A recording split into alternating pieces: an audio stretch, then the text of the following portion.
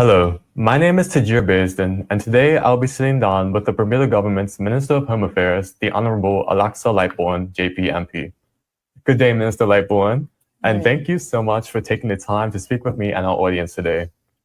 As a young Bermudian currently studying at university and hoping to return to Bermuda to build a meaningful life and career, the rising cost of living is more than just a headline. It's a daily worry for all of us. Whether it's finding an affordable place to live, securing a job with a livable wage, or even budgeting for groceries, these challenges are real and growing. So before we dive into the questions, I would like to invite you in your new role as Minister of Home Affairs, congratulations, Thank you. to speak directly to our listeners. So can you please share the purpose of the upcoming Cost of Living Summit being held on Wednesday, June 25th of 2025, or why it is such an important initiative in tackling Bermuda's cost of living crisis? Thank you. I'll first start by saying thank you for being willing to be a part of this opportunity to both discuss. I think it's important as a young Bermudian to be engaged with and also be part of the discussion that ensures that the future that legislators and as representatives, MPs can consider and also engage with people who are the next generations that we haven't lost step up and out of sight of having considered what the next generation may wish to see as part of their future. So thank you in the first instance. The Cost of Living Summit is something that is very become near and dear to my heart insofar as something that I too have experienced and also live every single day. Cost of living, I recognize that it's really important to every Bermudian. And so as given that mandate to lead on behalf of the government, appreciating that cost of living actually will touch every pillar of the various ministries in government, but having the mandate to lead it, I am honored, and also it's something that I take very seriously. And so the Cost of Living Summit is intended to be a place in which stakeholders and members of the public of all ages and all demographics can come together and not only be informed about some of the things that they may not appreciate of the different sectors in our economy, and particularly the leading sectors that those in the public have said to us are impacting their costs, to understand and be educated about, but also to define the solutions and also understand what is a priority for those who are in attendance and those who engage with us thereafter, that the government can therefore have as its strategy and take away and devise a strategy for cost of living and to address it. I appreciate that. I remember when I was researching you on your website before you came into this position, when you was petitioning for District 14 in Devonshire, on your why am I running, you had your first thing as cost of living. So it's really cool to see that you're taking the initiative as one of your first big projects in Bermuda government. You mentioned that the summit will be a platform for practical dialogue, but many people, especially young Bermudians like myself, are feeling tired of this talk. What concrete outcomes do you expect for this summit, and how will it ensure and lead to real and visible action? Absolutely. So the goal and the strategy associated with the summit is that we have a number of bodies of work, including what the Ministry of Home Affairs, since coming in office, has also commissioned, which is a survey to confirm some of our previous indications, previous conclusions, and to also inform what we discuss, and also the strategies that we are considering as we go forward to try to address these various pillars in our economy. And so cost of living is seeking to, the summit in and of itself is seeking to ensure that, one, we are accurate so we can confirm what we know already, and also be sure that when we step into what the implementation looks like, we can know that we have the weight and also the support of the public to confirm what we think we know about their costs and the things that are impacting them, and that's also important to them.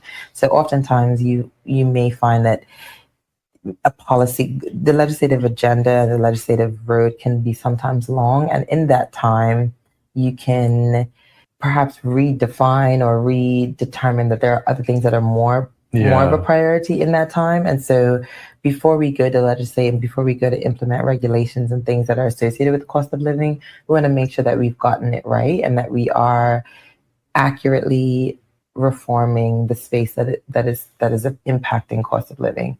And so that's too part of what we're seeking to have as an outcome of the cost of living summit. Yeah. You guys pulled a survey and you had over 2,000 respondents from the public and over 200 businesses, but now you have a summit. But what happens next after the fact? What actions are already in motion that young people might not be aware of?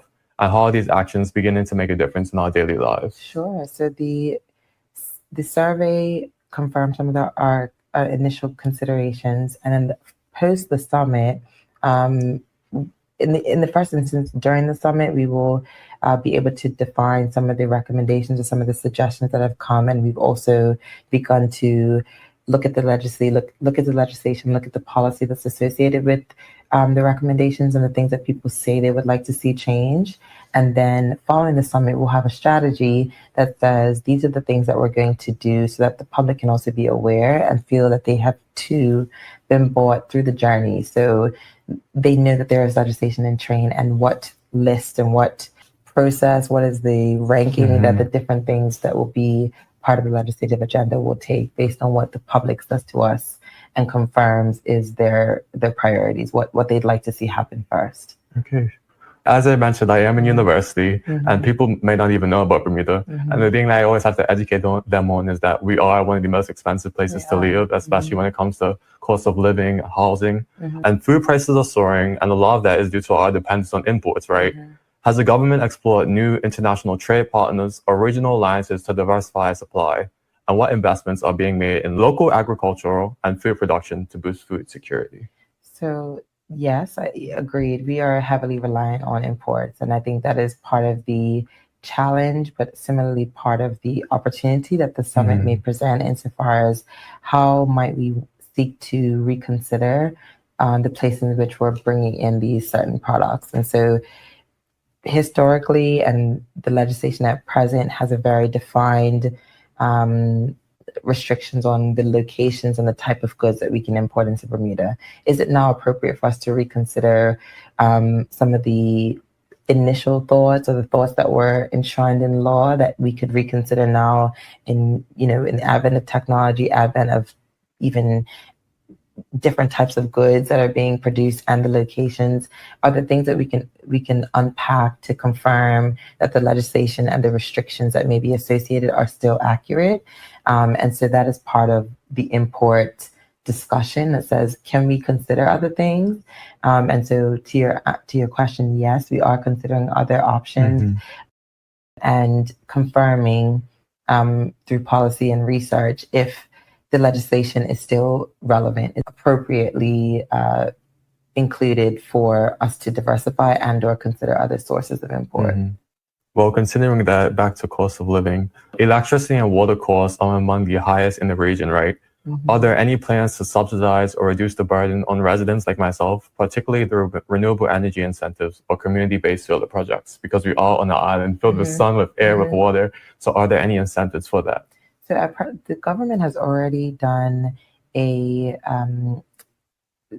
kind of a green fund. They had a rebate program for those who sought to install solar on their roofs. We appreciate that we have an incumbent utility, and that incumbent utility is important because they are, backed by those who have foreign investment has supported the utility's operations to this point, but it is important for us to also consider the future, consider the uptick and also the importance of renewable technology. And so the government wants to ensure that we are still progressing and we're still able to be aligned to what the energy future looks like, and surveying and also understanding current state a little bit better is what we're currently trying to do. And that will inform the different types of initiatives and projects that we can potentially roll out relating to new renewable technology and also lowering costs for electricity, because we recognize that is one of the main concerns, even for businesses. So residents complain about their electricity bill, and businesses too say as part of their operational expenses, electricity is one of the highest pillars for their cost matrix. And we know that to have electricity, you have to earn a home, which is another big issue in Bermuda. And many young Bermudians like myself feel like they'll never be able to live on island because of the expenses. what is the new Ministry of Housing and Municipalities doing to create a pathway to affordable home ownership and rental opportunities, especially for young workers and graduates? So the Ministry of Housing and Municipalities under the Honorable Zane De Silva is seeking to chart a strategy similarly to ensure that they have a appropriate audit of derelict buildings and see a way in which they can renovate those and make them appropriate for new homeowners. Bermuda is only 21 square miles, and so we have to appreciate that before we kind of consider this huge development proposal. We are blessed to have a small jurisdiction, but similarly recognizing that the way in which we chart a housing future may also require the public to reconsider what is important and what is the quote-unquote Bermudian dream for them. And so I think in a U.S. context, having your own home maybe is perfect, but in the Bermudian context, it may be having your own section, a part of a family homestead. And so making sure that we have goals that are aligned with what is appropriate for our jurisdiction and our jurisdictional size, I think will be part of what the Ministry of Housing and Municipalities leads forward. But I think that being sure that this is what the public is aware of, have considered, and can also feel that they can access is also the key. So how does mortgages impact that? If someone wants to build or develop, do they have access to funding? Do they have the funds themselves? Part of the conversation relating to housing and those sorts of opportunities as well. Yeah, I definitely agree with that sentiment. It's something I never really thought of because every time we think of housing, we think of American and apartments and these big projects, but we are on a small island and we are known for our trees, our beaches. So to take that away from us, which is one of our main industries, it's kind of crazy to think about when we compare it to America. And we have to realize we are an island and not just these big cities and states. So we have to kind of make do with what we have, unfortunately, even though it is expensive and does come with its issues. Yeah, and I think also just having goals that are appropriate for our context is really important. I think, we could, unpack all of the laws that say, you can only go up to X height restriction, height level, or it could be this entire island with just buildings, right? But that would lose our unique identity. So I think we have to also consider what does that look like, and also what are the things that make lack of housing more strenuous or more challenging for the average Bermudian. I don't think the Bermudian goals should be lost, but informing those goals a little bit more within our context is what I think could be an area that we could improve. Definitely. Now, as a young person, I've gone through the job market, and 1640 an hour sounds all good and dandy when you're a teenager, when you're in high school, but when you're actually budgeting and trying to make a living, it's kind of difficult, especially because you may make 1640, but a meal may be like $13. So will the minimum wage be reviewed annually, and what is being done to align wages with real inflation and rising cost of living? So the minimum wage is under the Ministry of Economy and Labor, and I know that they are looking to review what has already been advanced as far as the standard and the minimum. And part of the reason for the minimum is that we learned that there were people in our economy and those in Bermuda who were actually getting paid less.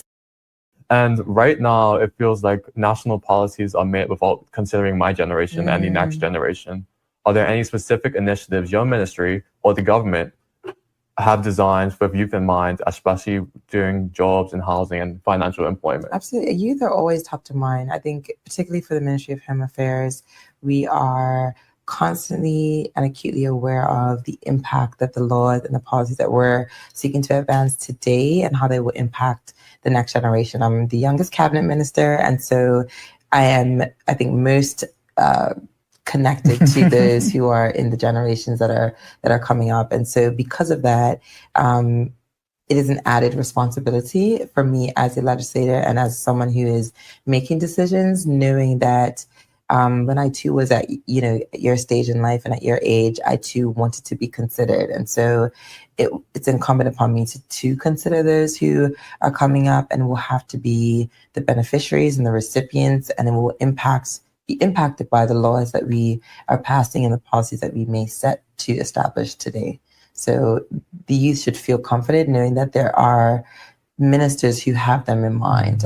Thank you for saying that, because as a young person, it does feel like we aren't heard, and when we are heard, it's always for the wrong reasons. So to see that we are going to be recognized in policy and for the future, because Bermuda is an aging population, and we feel like they focus on the older generations, and we're kind of left out and pushed to the side. So it's good to feel that there is a minister in office currently who's close to our age and is thinking about the policies that will affect us. And even in this launch of the survey and also the invitation for the summit, and the reason why we wanted to have it live streamed to consider those who may not be on the island, and also invite them to weigh in and engage in the discussion, was appreciating those, very dynamics that you just spoke of, and that young people may be at work and they can't have a whole day off because they're trying to be, at work for their summer employment to be able to pay for university. And so that was the reason why we included the live stream and have done virtual surveys and, present and active on social media, knowing that that's where they go to for their information these days.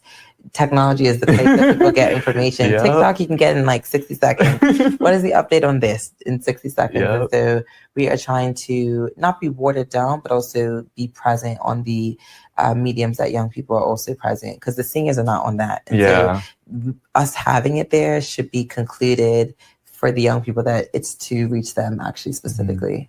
Yeah, my aunties always send me stuff on Facebook. I'm like, I don't even use Facebook. I don't have Facebook. Exactly. If it's not Instagram or TikTok, I don't know what's going on. Exactly. And I'm honestly, the work and things that I'm involved in day to day has made it more challenging to be as present on TikTok. And I don't have TikTok, but Instagram and other social media platforms. But I know that that's how young people get their information. And so, making a concerted effort to be present on those platforms is part of what I seek to do for sure. Yeah. And to our listeners, please check your sources. Anything can be on the internet. This is a verified source. This is the Bermuda government. So if you heard this from anywhere else, please let us know. Yes, for sure. So another question to you is that we've had these forums before, we had these talks. What's going to make this summit different? Like, why should people care? Why should young people like myself attend or even pay attention? So young people should be involved because this is another invitation for them to be part of what will be the future. And so it is no longer acceptable to say, I don't feel connected when we're reaching our hand out to say, engage with us, give us your feedback. So when we're inviting, it is not unlike perhaps other policies or things that have advanced in the past where there may have been a conclusion and then things have gone forward and they haven't gone back to ensure that we're considering and also representing those who are in our community. And so with our hand extended, we're expecting for young people to want to be engaged. And I think it's time also for young people to be more aware and also present and take ownership of the future that they wish to see. And so I think there is a journey that has to be traveled. And so we are continually reaching out to say, ensure that we are accurately representing you and also ensure that we understand your actual concerns. If you complain to the wrong forums and we don't hear it, then we will be not suited to advance them on your behalf. But if we are aware of them, then we're now able to govern ourselves accordingly. And so this summit is seeking to not be a let's start to understand what the cost of living looks like. We're coming and saying, this is what we've understood. Here are the various stakeholders and their perspectives that can better inform, better tell their story. But similarly, this is what partnership, this is what the future could look like with government in step and also aware of the things that an ordinary business owner may have, and also considering and advocating for what the average Bermudian would like to see happen on their behalf. Yeah, and I have felt that same sentiment, especially in leadership roles. It's like we're reaching out our hands, but we got no responses, especially when I was in different roles of power. It was like, I'm trying to help you all.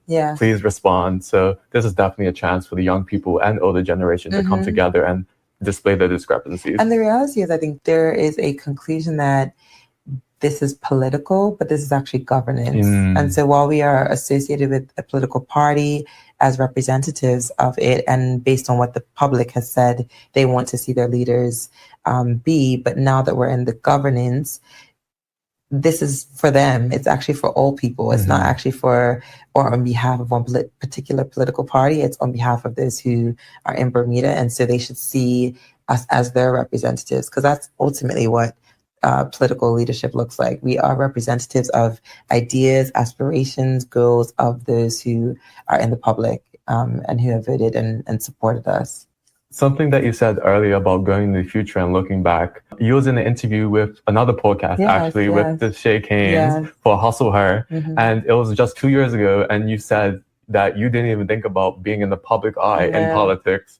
And it's interesting that 2 years later, you are now a minister. It's so funny because I actually went to look at, I was on my Instagram and I went back and watched that video, or it was a clip from it. And I kind of was saying, it was a little fortuitous insofar as I felt like I was almost very free and very clear at that time. But then who knew that this would be the next chapter? Never ever had set out to be a politician, frontline politician. I actually had total different plans and was actively working on those plans, honestly. And when given the opportunity to represent, I felt myself torn actually from being able to walk away. Maybe it was more financially viable for me, my family, to take another opportunity. But I felt the duty and also the responsibility when given, this chance to step in it and do my best to represent, to lead differently, to also just be my authentic self, even in a space that